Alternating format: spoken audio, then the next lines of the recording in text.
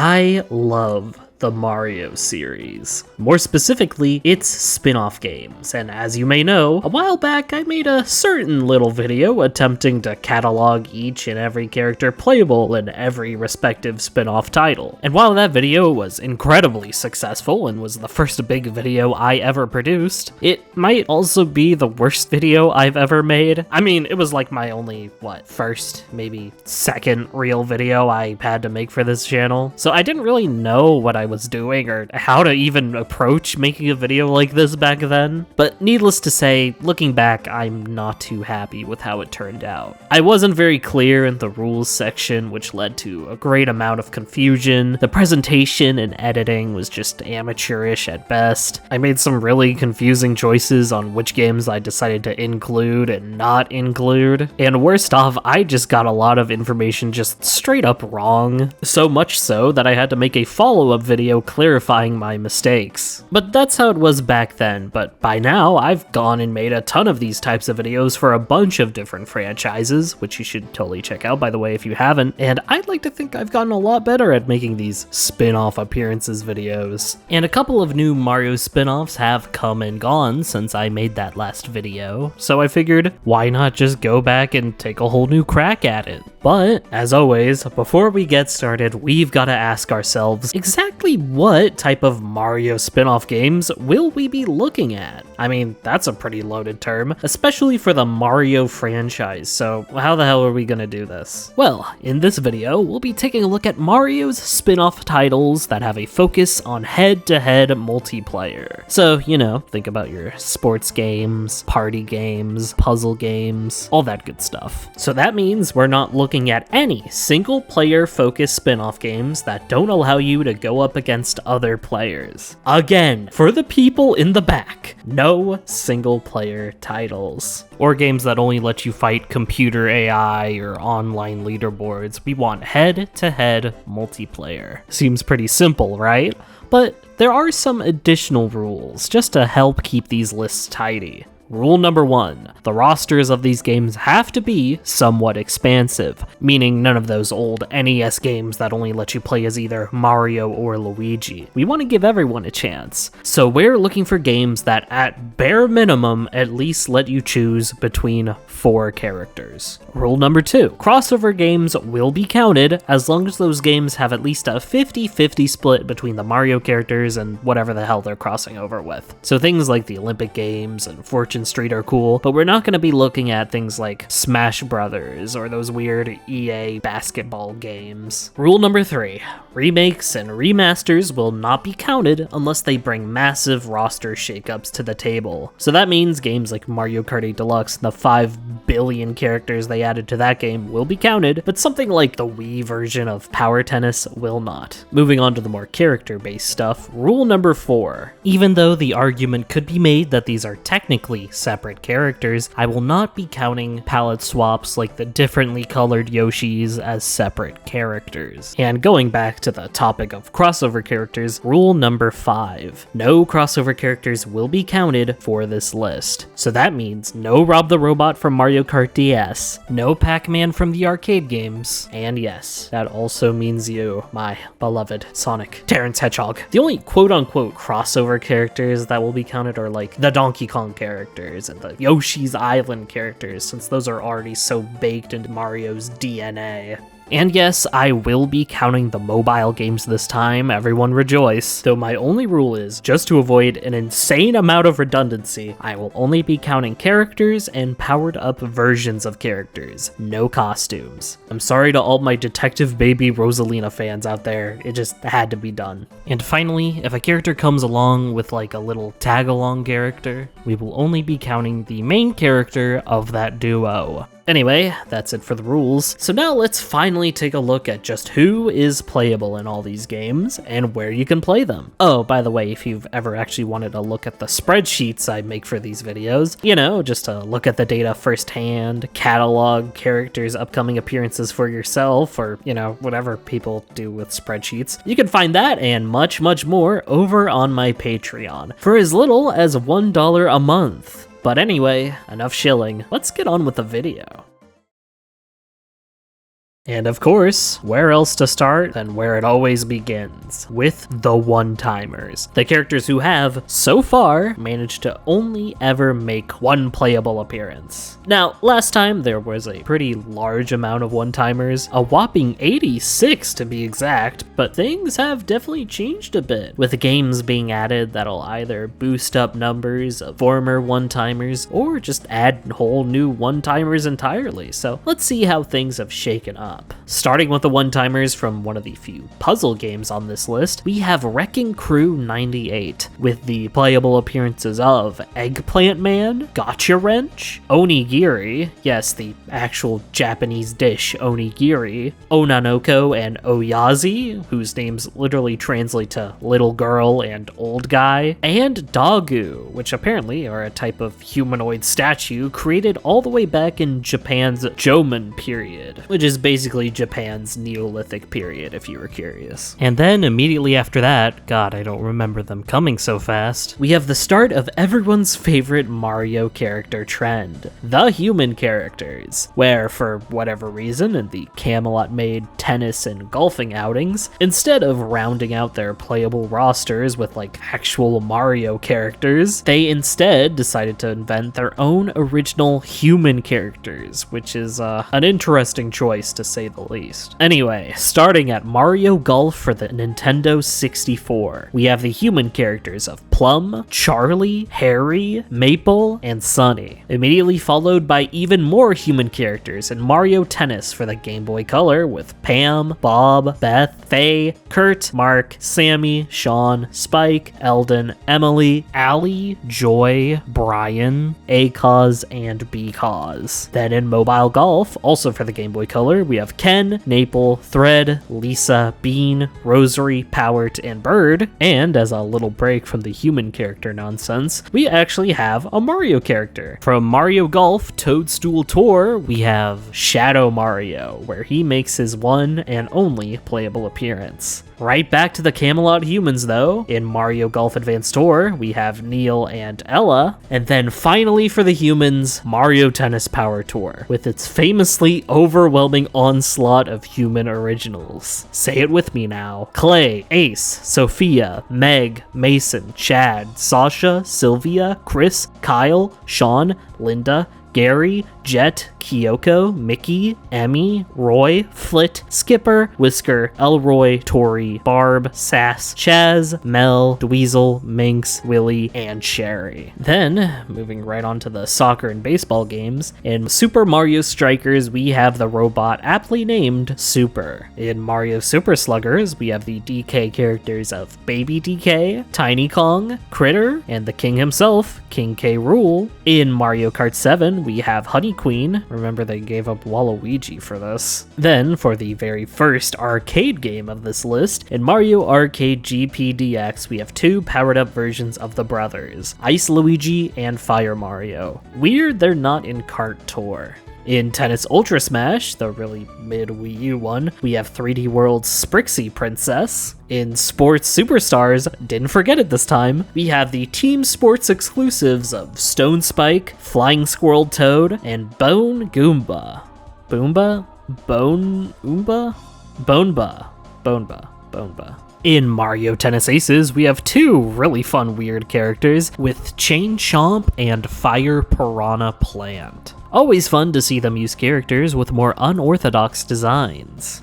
And to wrap us up, what everyone has been waiting for, the big list of gacha game one-timers from Mario Kart Tour. Now remember, we're not counting costumes here, okay? Just distinct characters as well as their powered up versions. Here we go. We have two Brothers of Ice in this game, the Hammer Bro variant Ice Bro, as well as Ice Mario, specifically in his Mario Galaxy flavor. Carrying on the icy theme, we have the powered-up penguins of Penguin Luigi, Penguin Mario, and Penguin Toadette, as well as these same characters, but with their builder power-ups this time, accompanied by Toad. Then a fire powered-up character with Fire Rosalina, then the Super Mario 3D World cat, cats of Cat Rosalina, Mario, Luigi, Toad, and even Meowser. The Tanuki suit one-timers with Tanuki Rosalina, White Tanuki Mario, and Kitsune Luigi. And the many gold powered up enemies with Gold Dry Bowser, Dry Bones, Shy Guy, King Boo, King Babam, Chargin' Chuck, Petey Piranha, and Wiggler, just barely skirting by because of the gold power up in New Soup 2.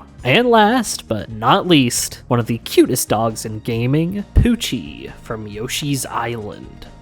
Okay, but wait. We're not done quite yet, because there are a certain subset of characters in Mario Kart Tour that we really need to talk about. Characters who just barely slip between the cracks of just being a silly cosmetic change and just a whole ass new guy. And I'm just not quite sure how to classify them. Like, for instance, the most famous example of this we have is Dr. Mario. I mean, come on, he's the face of some pretty beloved and successful standalone puzzle games, and he's even his own whole-ass character in Smash Brothers, for crying out loud. If anyone's got the credentials to make himself not just a costume, it's gotta be him, right?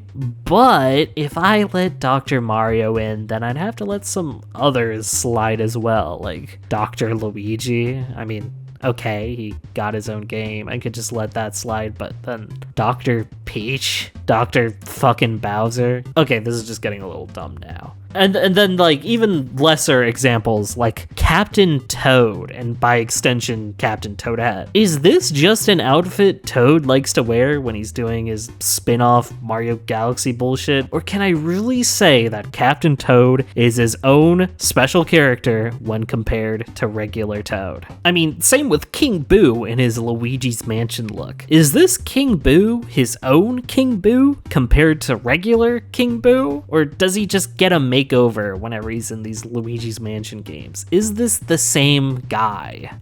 Though I think the most egregious and confusing of all these, though, is Free Running Koopa. Yes, he is a distinct Koopa Troopa who challenges Mario to little races for power moons, and he's pretty significant, but he's literally just a Koopa Troopa wearing a backwards baseball cap. It feels so wrong to count it.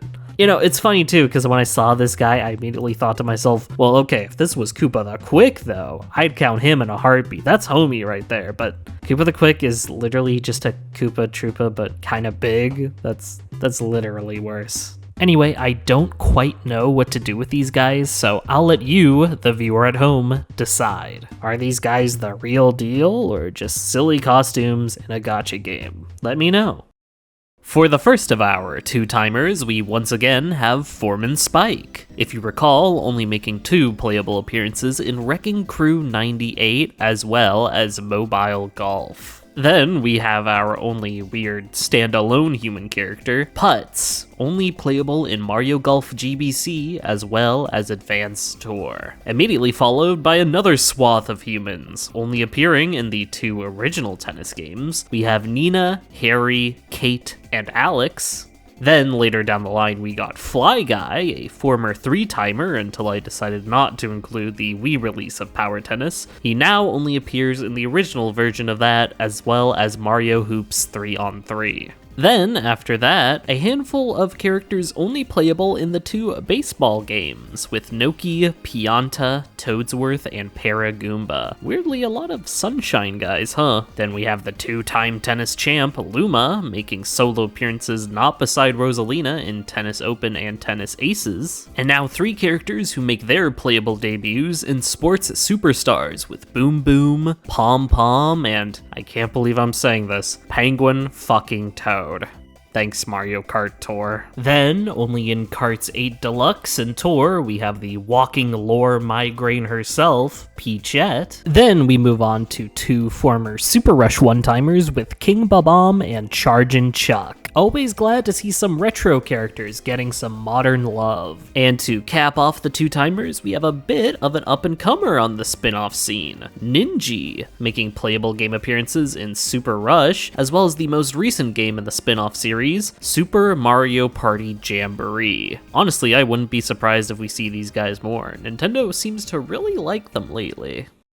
Now, on to some more human golfers in the three-timers, with Sherry, Joe, and Azalea appearing in Golf's 64, GBC, and Advanced Tour. Followed by Grace, Tiny, and Jean Yuss, who missed out on 64 but made up for it with their appearances in Mobile Golf. And to wrap up the three-timers real quick, we have a set of fairly recent karting characters with the Koopalings, Iggy, Lemmy, and Morton, Baby Rosalina, and I didn't forget this time, Cat Peach. At the four-timers now, with Donkey Kong Jr., who made a name for himself by being the sole representative of the DK series all the way back in the early Super Nintendo era, before eventually being downgraded to DK Sidekick in Mario Tennis, before ultimately being completely replaced by Diddy Kong in all subsequent spin-offs. Though this short-lived fall from grace does have a silver lining, as he would reappear playable more than 25 years later in Mario Kart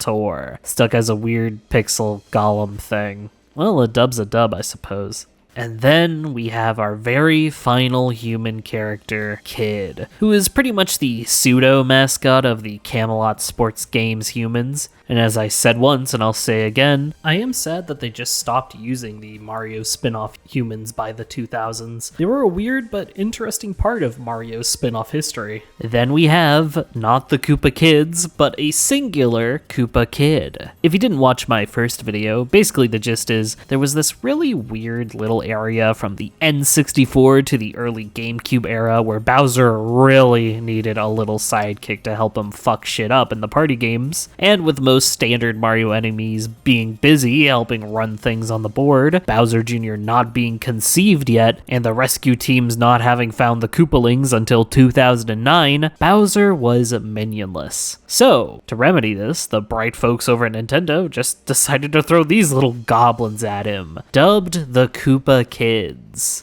Well, actually, he refers to himself as Baby Bowser in his first appearance, but he's a fucking Koopa Kid, I don't fucking care. And so, you know, Mario Party after Mario Party, these malicious little rascals would do their thing, and they even proved so popular that they would eventually be upgraded to playable character status in Mario Parties 6 and 7. Along with those games, nabbing bonus appearances in the Japanese exclusive arcade games Fushigi no Kokoro's 1 and 2. And after that, we have Dixie Kong, who would appear in the two baseball games, Mario Hoops 3-on-3 and Mario Kart Tour. Though two characters who would almost appear in the same games would be two of the bros, Fire Bro and Boomerang Bro. Though instead of Hoops 3-on-3, they would appear playable instead in Sports Superstars. Then we have one of Mario's trickier enemies, Blooper, also just in Super Sluggers, but also Mario Party 8, and by extension, Koro Koro Catcher, as well as Mario Tennis Aces. Following that, we have a spin-off fan favorite, Funky Kong, who first showed up as the undisputed top tier in Mario Kart Wii, then years later was reintroduced to the karting scene in 8 Deluxe and Mario Kart Tour. Then on to some more power-ups with Tanuki Mario and Gold Mario, sharing the same majority of games, with their only difference being their second, with Tanuki getting Kart 8 and Gold getting Golf World Tour. Then, the next four-timer, Nabbit. Does Nintendo still like this guy? I feel like they really tried to push him for a bit, but now he's just kind of like, I mean, I guess he was a Mario Wonder, but still. Anyway, he started off in Golf World Tour, then went to both Rio Olympics, and then for his final appearance, wound up in Mario Kart Tour. Then we have the absolute spin-off fan favorite, Pink Gold Peach. Can't imagine having a spin-off without her. She's in Karting's 8, Deluxe, and Tour, as well as Mario Sports Superstars. Those poor, poor horses. Then we have hands down the coolest Koopaling of them all, Roy. Also in those same karting games, but was also in Rio 3DS. And finally, the last of the four-timers is... Spike. You know, never really thought about it, but what a weird Mario enemy to have around in these types of games. I mean, first of all, it's not like Spike was ever an extremely popular character in the Mario series in the first place. I mean, he was always around, sure, but he was always just sort of there. He kind of just came out of nowhere in Mario Party 10, then went on to be in Sports Superstars, Tennis Aces, and then even Jamboree. Feels like he should have been in Super Mario Party, but no dice, I guess. Get it, dice, like Mario Party? That's pretty good.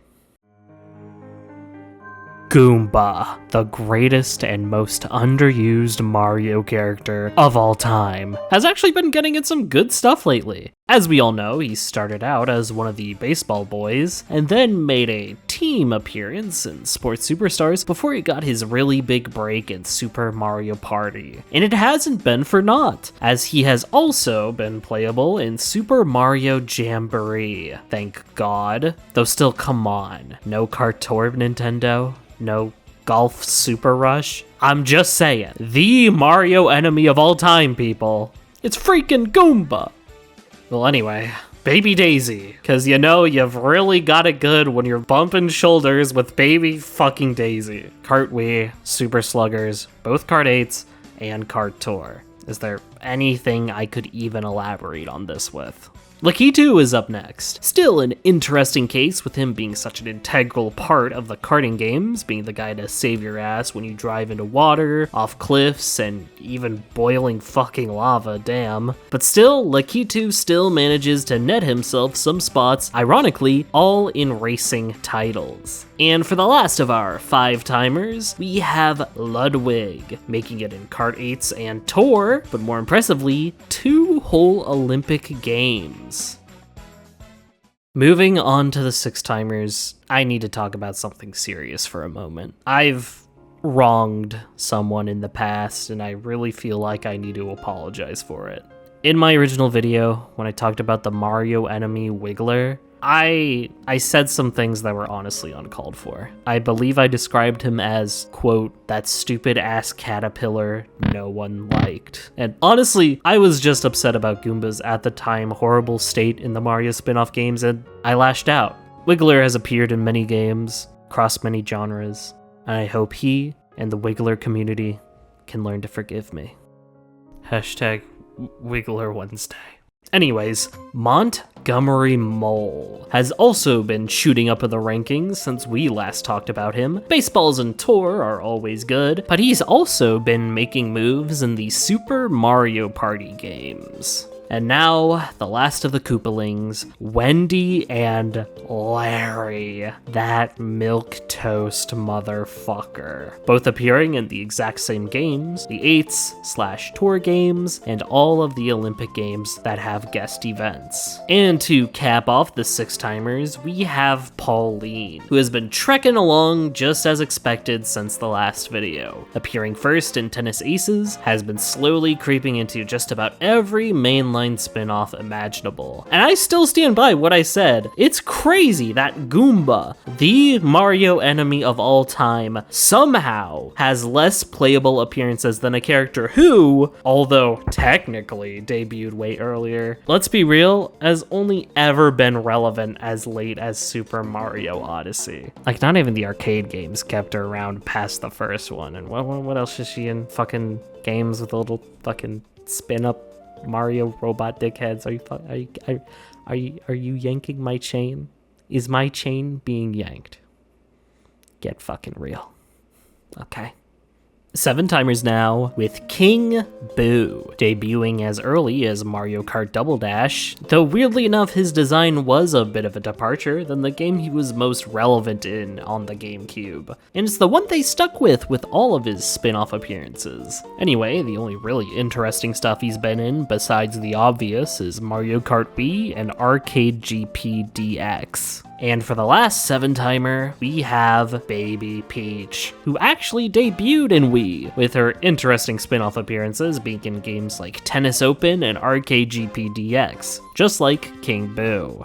8 timers time, starting off with Metal Mario. Now, Metal Mario has always been an interesting addition, being the first power-up character to be featured as his own playable guy, but also in the way that the games presented him, where he was a bit of an enigmatic figure, appearing as his very own mini-boss in Smash 64, and only being unlockable through a special Club Nintendo QR code in Tennis Open. Anyways, he's mainly shown up in the karting games, but was also in the first Mario Golf. The second 8-timer we have is Baby Luigi, and you know, I've never actually thought about it before, but if I really had to pick a favorite Mario baby, it would probably be Baby Luigi. Maybe it's because of that one render where he's getting his shit fucked up by that blooper, but I don't know, it's funny. Anyway, karting, baseball, sports, superstars, all that good stuff. And for the last 8-timer, we have Magikoopa, or Kamek. Honestly, games kind of flip-flop between deciding whether this guy is Magikoopa or Kamek. Whatever you want to call him, he started off as one of the baseball boys before making it into Mario Party 9. He was also in stuff like Golf World Tour and Mario Tennis Open.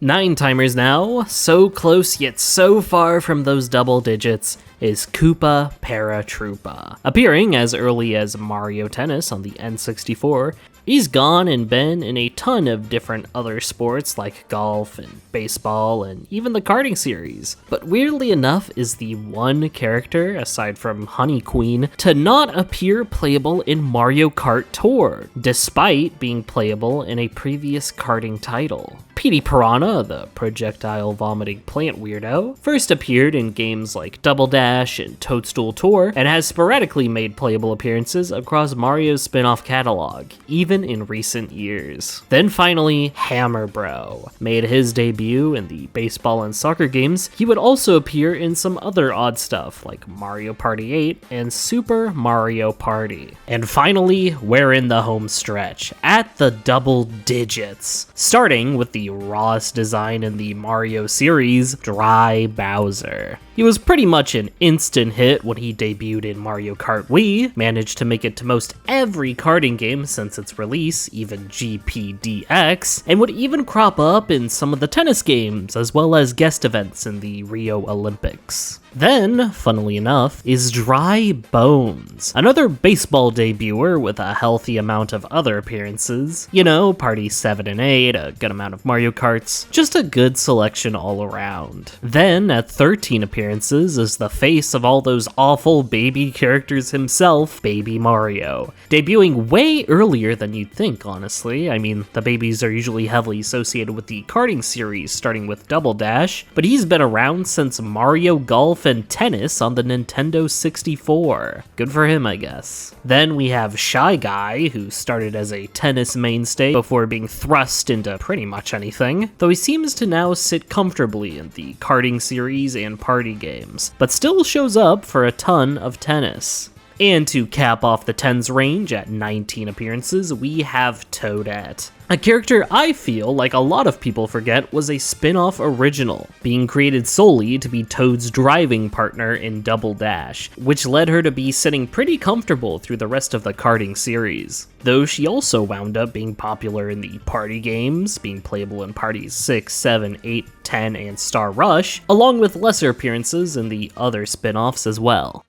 And for our last big chunk of characters, we have the 20 appearances range, starting with fan favorite Rosalina. Being so late into the game, you wouldn't really expect her to make so many appearances. But after she settled into the spin-off scene with her debut in Mario Kart Wii, they started putting the Space Princess in just about anything and everything, going from Mario Party Star Rush to now, barely missing a game. Then after that is a character who's been around since the very beginning, Koopa Troopa. I feel like he should really be in more stuff, you know, being the second most prominent Mario enemy and, you know, actually having arms and legs to do stuff with. but his appearances have been pretty sporadic, being used for a bunch of games in a row and then having to wait a good couple of years just to reappear in a bunch of stuff in a row after that. Wonder why they're so touch and go with the green turtle. Sharing the same number of appearances as Koopa, we also have Diddy Kong. Although showing up late to the game in Toadstool Tour, they'd get plenty of use out of DK's favorite little buddy, getting tons of uses in games utilizing really big rosters, like the karting games or the baseball and tennis titles. And the same can be said about Birdo, the character who started me making this series in the first place. Though for a while in the late Wii to mid Wii U 3DS era, it seemed like they kinda avoided using her for the most part, only putting her in about 3 games from that time.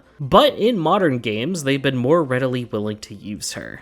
And for our final 20-timer, we have our last Mario baddie, plain old Boo. With King Boo taking up the racing games, all that's left for regular Boo is, well, everything else. Golfing, tennis, and especially the party games. Though, honestly, I kinda like King Boo a bit better than regular Boo. I don't know if that's just me. Kinda wish it was King Boo all the way. And going on from that to the 30s range, we still have only one character holding the reins, the Olympic champ himself, Bowser Jr. Starting in the GameCube era with Toadstool Tour, it would take a bit for them to really commit to using him in spin-offs, with him mainly serving as an antagonistic unplayable role, but by the time of Mario Kart Wii, they just start putting Jr. in just about anything, with his run from Wii to now only missing out on 10 total games. In a similar case with only one character in the 40s range, we've still got Princess Peach Mario and the Toad.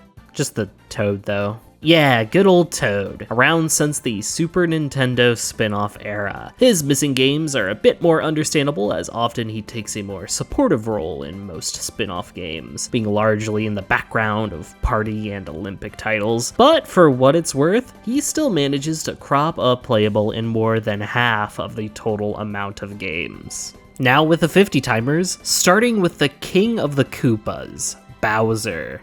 Now, it might be shocking to see Bowser, even if pretty high by most character standards, to be so far down from the top of the list, but you see, the reason for that is Bowser has a little bit of an issue, being that he is, well, the bad guy, especially in the party titles. And with such a prevalent sub-series having him stuck in the role as the party pooper, it doesn't leave him much wiggle room to be playable in most of any of them. But luckily for the big turtle, he gets to go all out in just about everything else, making playable spots in every other tennis, Olympic, and karting game you can think of. Going from the King of the Koopas to the King of Swing, we've got good old Donkey Kong, who sorta suffers from the same affliction as Bowser, but to a lesser extent. You see, for a while, DK was just a part of the Mario spin-off crew, nothing too special, just another face in the crowd, but when it came to the party games during the GameCube era, DK actually ascended to becoming an integral part of the gameplay itself, becoming the yin to Bowser's yang, having spaces that offered players free stars, free cash, and free cans of whoop-ass to open up on Bowser at a moment's notice. But sadly, this meant he missed out on a pretty popular series, though they would return him to a player role pretty soon after the Wii U era, and he still manages to be pretty damn high on the list. Moving on to our next character, we have everyone's second favorite princess, Daisy. She appeared only a bit late into the spin-off games lineup, though, as you can see, that didn't stop her from rearing her boisterous head in pretty much anything she could get into. Consistency was definitely not an issue for her. But she wasn't quite as consistent as everyone's favorite purple underdog, Waluigi, who clears Daisy's appearances by a healthy margin, appearing in certain games she didn't, and fittingly, those games being the weirder ones, such as Tennis GBC, Golf Advanced Tour, and Arcade GP2, though being missing from Mario Kart 7 still hurts a little.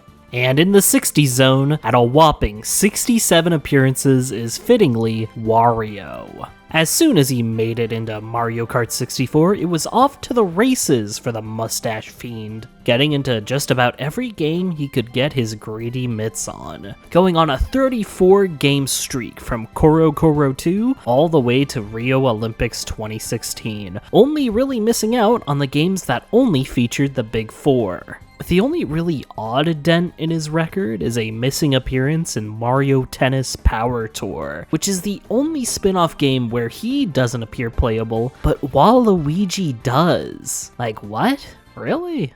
And now finally, at the 70 appearances range, we once again arrive at the final 4 set of characters to appear playable in most every spin-off title. But naturally, 3 of the 4 didn't appear in every single spin-off game, so what did they miss? Starting at 73 total appearances is the Green Glutton, Yoshi, who managed to make it for everything else except 3 games: Wrecking Crew 98, Golf GBC, and Mario Tennis Power Tour. Then, at 75 playable appearances, missing out on only 1 game is Princess Peach, playable in everything except Golf GBC as well, as that game opted to only really use characters like Peach and Yoshi as NPCs in the game's story mode. And famously, also stuck at 75 appearances, is the player 2 of all time, Luigi, who was also brought down by one of those weird handheld golfing games, this time in mobile golf, being replaced by Foreman fucking Spike of all characters. I just want to know who the hell made that decision and why? And of course, at the very top of the list, who else would it be but Super Mario, appearing in every single spin-off title on this list. I mean, like I said the first go around, it's practically advertised on the damn box he was gonna be in all of these, and I don't think we'll ever be getting one without him.